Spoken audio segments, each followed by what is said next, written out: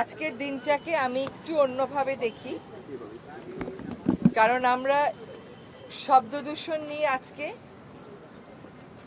Publicly পুলিশের সাথে কাজটা শুরু করলাম। আমাদের শব্দ দূষণ নিয়ন্ত্রণ বিধিমালা 2025 গেজেট নোটিফাইড হয়েছে।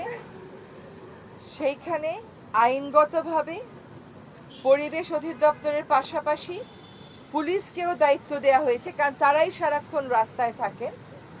তারা যেন শব্দ দূষণ যারা করেন তাদের বিরুদ্ধে তাৎক্ষণিক ব্যবস্থা গ্রহণ করতে পারেন। ইতিমধ্যে ঢাকার বেশ কয়েকটা এলাকা নীরব এলাকা ঘোষণা করা হয়েছে। আজকের অনুষ্ঠান সূচিটা আমি একটু বলি এবং পরের পরিকল্পনাগুলো একটু বলি। অনুষ্ঠান আজকে হচ্ছে একটা মোটর শোভাযাত্রা হবে। এখান থেকে পরিবেশ অধিদপ্তর পর্যন্ত যাবে এই মোটর শোভাযাত্রা। সার্ক ফোয়ারা ঘুরে যাবে হচ্ছে পরিবেশ অধিদপ্তর পর্যন্ত।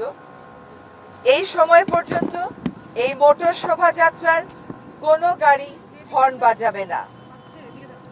ঢাকা শহরে এবং বাংলাদেশে হর্ন না বাজিয়ে যে গাড়ি চালানো সম্ভব এটা আমরা অনেকেই জানি, কারণ আমাদের মধ্যে অনেকেই এখন আর হর্ন বাজাচ্ছেন না। হর্ন বাজানোটা একটা চরম বদভ্যাস এবং এই অভ্যাস বহু বছর যাবত আমরা করে এসেছি। শুধু আইন থাকলেই হয় না, এটার একটা প্রয়োগ লাগে। সাথে সাথে মানুষের অভ্যাসেরও পরিবর্তন করতে হয়। মানুষ যদি জাস্টিফাই করতে থাকে, যুক্তি দিতে থাকে, আমার গাড়ির সামনে রিক্সা এসেছিল, আমার গাড়ির সামনে একটা মানুষ এসেছিল, তাই আমাকে হর্ন দিতে হয়েছে, হর্ন না দিয়ে ঢাকা শহরে গাড়ি চালানো সম্ভব না, এইটা করলে কিন্তু প্রায় সব গাড়ির বিরুদ্ধেই আমাদের আইনি অভিযানে যেতে হবে। এটা তো সম্ভব না।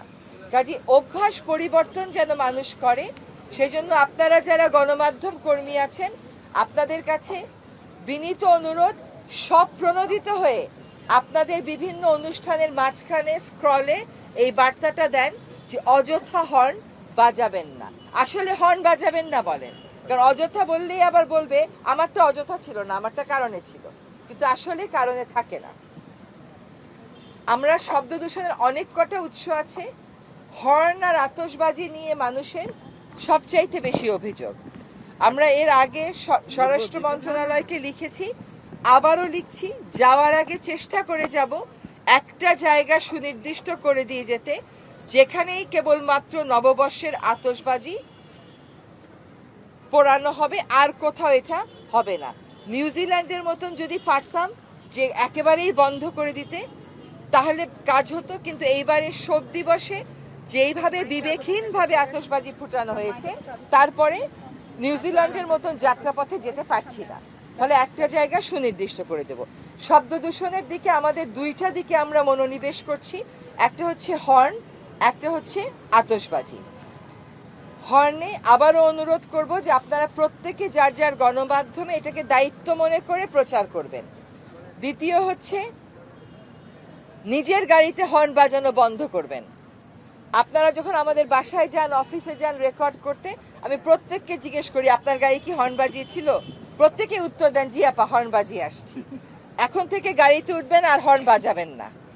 অভ্যাসটা পরিবর্তন করতে হবে। দুইটা জিনিস জরুরি, একটা হচ্ছে অভ্যাস পরিবর্তন করা, একটা হচ্ছে আইনের প্রয়োগ করা। এই শব্দ দূষণ নিয়ন্ত্রণের জন্য একটা প্রকল্প ছিল, প্রায় 15 কোটি টাকা। সেই প্রকল্পের অর্ধেকেরও বেশি টাকা খরচ হয়ে গেছে, এটা কোনো দৃশ্যমান ফল হয়নি। বাকি টাকাটা আমরা আটকে রেখেছিলাম। প্রকল্পটা রিভাইজ করে আমরা বিআরটিএ-কে বড় একটা অংশ দিয়ে দিয়েছি। বিআরটিএ যেন পুলিশকে এবং ড্রাইভারদেরকে প্রশিক্ষণ দিতে পারে হর্ন না বাঁচানোর বিষয়ে। কিছু টাকা আমরা রেখেছি, এই যে আপনারা দেখছেন বিভিন্ন রাস্তার মোড়ে মোড়ে দাঁড়িয়ে মানুষের মধ্যে সচেতনতা সৃষ্টি করা, সেই কাজে। আর কিছু টাকা আছে আমাদের ইমামদের সাথে ওয়ার্কশপ, যারা এই ট্রাক বাস চালান তাদের মালিকদের সাথে ওয়ার্কশপ, এবং শব্দ দূষণের যে আন্তর্জাতিক দিবস আছে সেটাতেও করা হবে। আজকে যে কাজটা আমরা শুরু করলাম এই কাজটা যেন অব্যাহত থাকে। পরিবেশ অধিদপ্তর এবং পুলিশ যেন একসাথে প্রাধিকার ভিত্তিতে যেসব জায়গা নীরব এলাকা ঘোষিত সেখানে অভিযান পরিচালনা করে এবং এই অভিযান যেন চলমান থাকে সেটার একটা ব্যবস্থা আমরা করছি। আমরা একটা কর্মপরিকল্পনা করছি। আশা করি নির্বাচিত সরকার এই কাজগুলো অব্যাহত রাখবে এবং জরিমানা আমরা আরোপ করা শুরু করেছি। প্রথম দিকে আমরা একটু নমনীয় হলেও আশা করি পুলিশ পরবর্তীতে আরো কঠোর অবস্থানে যাবে।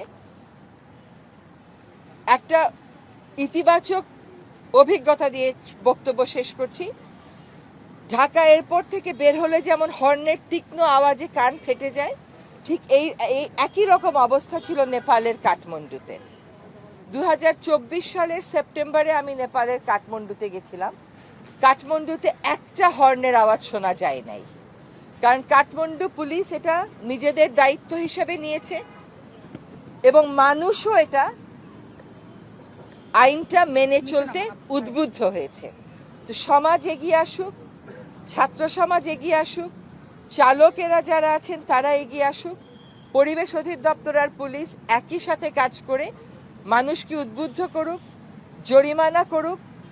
উদ্বুদ্ধকরণ এবং জরিমানা আরোপের মাধ্যমে ক্যারেট এবং স্টিক এই দুই অ্যাপ্রোচের মাধ্যমে আমরা যেন হর্নের ব্যবহারের মাত্রা কমিয়ে আনতে পারি। যত আপনারা বন্ধ করবেন, যত আপনারা প্রচার করবেন, তত আমরা তাড়াতাড়ি সফল হব। সাদা পাথর উত্তোলন বন্ধ হয়েছে না, কারণ একটা সামাজিক আন্দোলন হয়েছিল। আমরা আমাদের মতো চেষ্টা করেছি, কিন্তু একটা সামাজিক আন্দোলন হয়েছিল। তো আপনারা যারা গণমাধ্যম কর্মী আছেন, যারা আমার পিছনে পাশে দাঁড়ানো তরুণ সমাজ আছে, তোমরা এটাকে একটা সামাজিক আন্দোলন করে দাও এবং আমাদের পরবর্তী প্রজন্মকে যদি বধির হওয়ার থেকে বাঁচাতে হয়, এইটা করা ছাড়া আমাদের আর কোনো উপায় নাই। যেই শহরে, যেই দেশে 65% ট্রাক চালক, বাস চালক কানে কম শোনে, সেইখানে বুঝতে হবে যে এটা কতদিনের অভ্যাস এবং এইটা যাতে আমরা যত দ্রুত সম্ভব এই অভ্যাসে পরিবর্তন আনতে পারি, সেটার জন্য পরিবেশ অধিদপ্তর এবং বাংলাদেশ পুলিশ একসাথে কাজ করবে। সকল গণমাধ্যম যারা আছেন তাদের কাছে আবারও আহ্বান জানাচ্ছি যে এইটা দায়িত্ব মনে করে, সরকার টাকা দিলে প্রচার করবেন, বিজ্ঞাপন তা না, কিন্তু দায়িত্ব মনে করে স্ক্রলে দেন, দায়িত্ব মনে করে খবরের মাঝখানে দেন। সবাইকে অনেক ধন্যবাদ। আমরা এখন আনুষ্ঠানিকভাবে মোটর শোভাযাত্রাটা উদ্বোধন করছি।